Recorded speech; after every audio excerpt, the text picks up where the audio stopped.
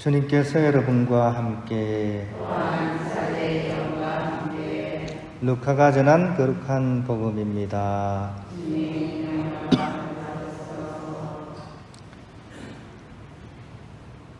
예수님께서는 회당을 떠나 시몬의 집으로 가셨다. 그때 시몬의 장모가 심한 열에 시달리고 있어서 사람들이 그를 위해 예수님께 청하였다.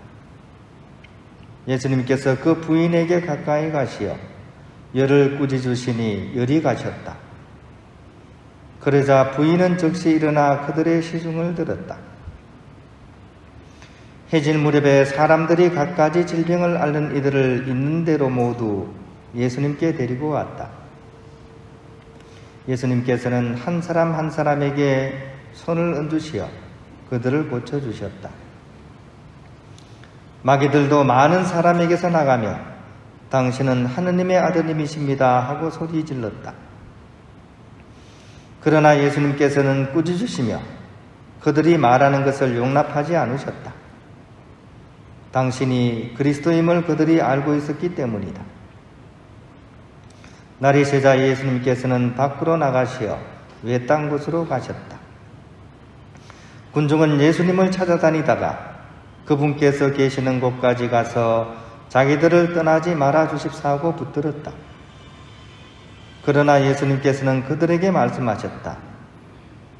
나는 하느님 나라의 기쁜 소식을 다른 고을에도 전해야 한다.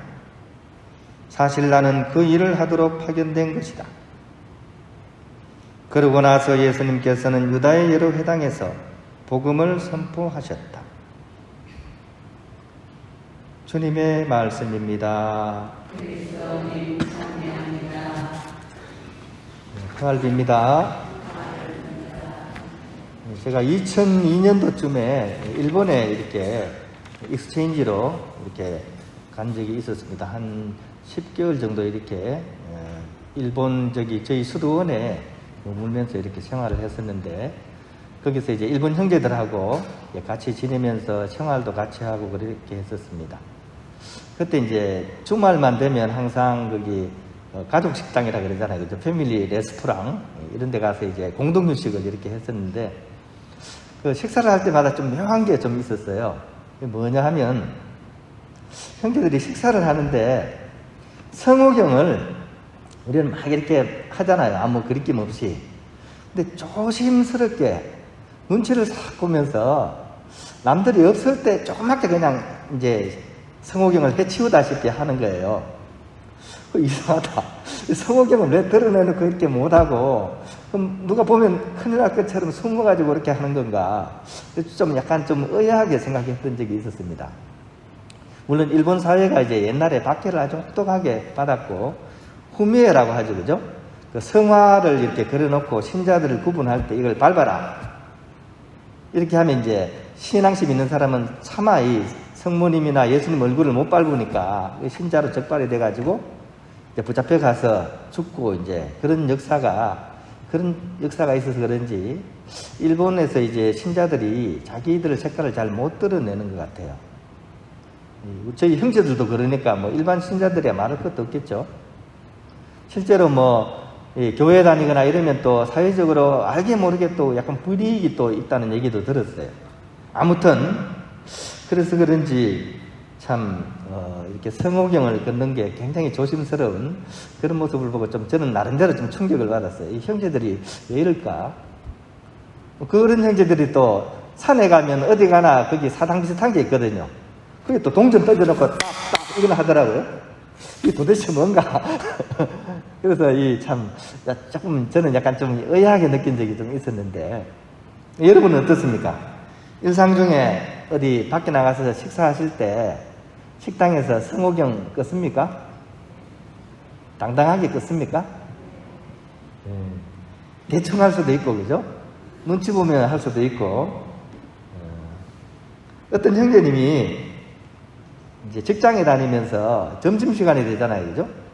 그럼 이때 이제 성호경을 꺼야 될까 말아야 될까 이렇게 약간 좀 쭈삣쭈삣한 그런 게 있는 것 같아요. 그죠? 그래가지고 처음에는 그냥 밥만 먹었는데 나중에는 자꾸 양심에 자꾸 걸리더래요. 나 그래도 신자인데 내가 왜 이걸 잘 못 끊는 걸까 하면서 이제 용기를 막 내가지고, 그래서 성호경을 한번 탁 끊고, 누가 보거나 말거나 간에, 그래가지고 한번 껐대요. 그 다음에도 이제 또 이제 한번 하니까 용기가 나잖아요. 또 했거든요. 다음에 할 때 어떤 분이 슬그머니 다가오더니만, 나도 성당 다닙니다. 그래가지고 이제 둘이서 이제 같이 하기 시작하는 거죠.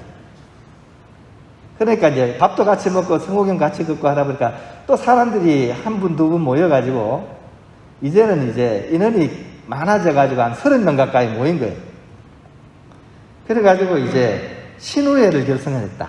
이 회사에 다니는 신자들 모임. 그렇게 이제 이렇게 발전하게 됐다. 이제 이런 거를 제가 읽은 적이 있습니다. 신앙인은 움츠러들고 쪼그라들어서는 안 됩니다. 내가 뭔가 있거나 없거나, 사회적 지위가 있거나 없거나, 가진 것이 많거나 적거나, 이런 것에 영향을 받아서 쪼그라든다면 그 사람은 신앙인의 가장 가장 이렇게 중심이 약하신 분이라고 볼 수가 있습니다. 백 중에 백을 등에 업은 사람, 그 사람이 바로 신앙인입니다. 천상병시인이라고 아시죠, 그죠? 아주 이렇게 고문당해가지고 막 약간 정신적인 어려움을 겪고 그래도 시인으로서, 그죠? 이렇게 정말 순박하게 맑고 깨끗하게 사시다가 이렇게 가신 그 천상병시인, 이 시인의 시를 보면 바로 그 부분 나오죠, 그죠? 이 온 우주를 창조하신 하느님이 내 백이신데 내가 세상 두려울 게 뭐가 있겠냐? 이렇게 얘기합니다. 이게 신앙인의 마음입니다. 오늘 직원회의 하다가 이제 행정자 한 분이 갑자기 쑥 들어오셨어요. 그러니까 이제 막 이런저런 얘기를 하다가 막 그분이 우리 본당에 가끔씩 나타나고 하는데 막 가끔씩 막 소녀님도 막 따라온대요. 소녀님이 막 종종걸음 하다가 문 앞까지 막 오니까 따라오니까 막 이렇게 번호 키가 눌려져가지고 막 이랬대요. 물론 조심은 해야 되겠지만, 그죠? 이게 오히려 그럴수록 어떻습니까? 그럴수록 그 따라오는 사람은, 야, 이거는 내 밥이구나, 이렇게 생각해요. 이건 내 밥이구나. 야, 내가 마음대로 해도 되겠다. 그런 마음이 드는 거죠. 그래서 당당한 것이 굉장히 중요합니다. 살아가는 데 있어서. 오히려 내가 당당하게 자신있게 처신을 하면 그 함부로 이렇게 못하는 거죠. 그죠? 개들도 어떻습니까? 어떤 사람이 개한테 물립니까? 막 무서워가지고 꽁지 빼는 사람이 꼭 개한테 물려요. 개가 쫓아가 물거든요. 그런 삶의 태도가 우리 신앙생활을 하는 데 있어서 굉장히 중요하다는 거죠. 오늘 이 복음에서도 그죠? 마찬가지죠. 그죠? 어둠의 세력들이 우리를 이렇게 다가와도, 그죠? 예수님께서 어떻게 행동하십니까? 당당하시잖아요.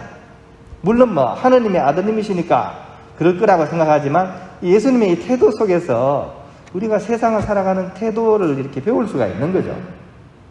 어둠의 세력은 우리의 약점과 나약함을 붙잡고서 오히려 그 두려움을 이용해서 우리가 빛으로 나아가지 못하게 하는 그런 전법을 씁니다. 이렇게든 저렇게든 그 약점을 잡고서 물귀신 작전으로 매달리는 거죠. 거기에 사로잡히면 안 되는 거죠. 우리 백이 누구라고요? 하느님이 백이라는 얘기입니다. 비록 우리가 허물이 있고 잘못이 있는 사람이긴 해요. 그죠? 하지만 바로 그렇기 때문에 우리는 더욱더 하느님께 나아가야 되는 사람. 이런 사람들이 바로 신앙인들입니다. 아우싱 성인 제가 이렇게 미사 때 말씀드렸죠. 그죠? 오 펠릭스 뭡니까? 꿀빠. 오 펠릭스 꿀빠. 오 복된 죄악이여. 오 복된 허물이여. 우리의 그런 허물이 있기 때문에 오히려 우리는 더욱더 하느님께 나아갈 수 있는, 담대하게 나아갈 수 있는, 용기를 가지고 나아갈 수 있는 그런 사람들이라는 사실 우리가 이렇게 기억해야 할 것입니다. 우리가 힘이 있고 능력이 넘쳐서 신앙생활을 하는 것이 아닙니다. 약하고 부족하기에 오히려 하느님 은총에 모든 것을 기대어 사는 그런 사람들입니다. 그런 의미에서 우리는 늘 주님께서 그런 나를 사랑하시고 또 기다리고 계시고 도와주신다는 그런 믿음에 기초를 해서 이 세상을 담대하게 이렇게 살아갈 수 있어야 됩니다. 그것을 대표하는 것이 바로 성호경이죠. 그죠? 성호경인 거죠? 이 성호경 안에는 바로 하느님께서 늘 나와 함께하고 계신다. 용기를 내어라. 내가 세상을 이겼다. 하신 그런 하느님에 대한 믿음으로써 굳건하게 살아가게 하는 그런 의미가 이 안에 담겨져 있다는 것이죠. 앞으로 이제 식사 시간이나 어디 가서 성호경 자신있게 끌 수 있겠습니까? 유혹하는 자가 여러분에게 다가오면 어떻게 해요? 성호경으로 처단하면 됩니다. 그죠? 너 내려오기만 내려봐. 내가 끝내버릴 거야. 그죠? 세상에 그 어떤 유혹도 어떻게? 오기만 와봐. 내가 끝내버릴 거야. 이런 의미로서 우리 성호경을 이렇게 긋고 늘 주님과 함께 살아갈 수 있는 그런 우리의 신앙생활이 될 수 있으면 좋겠습니다.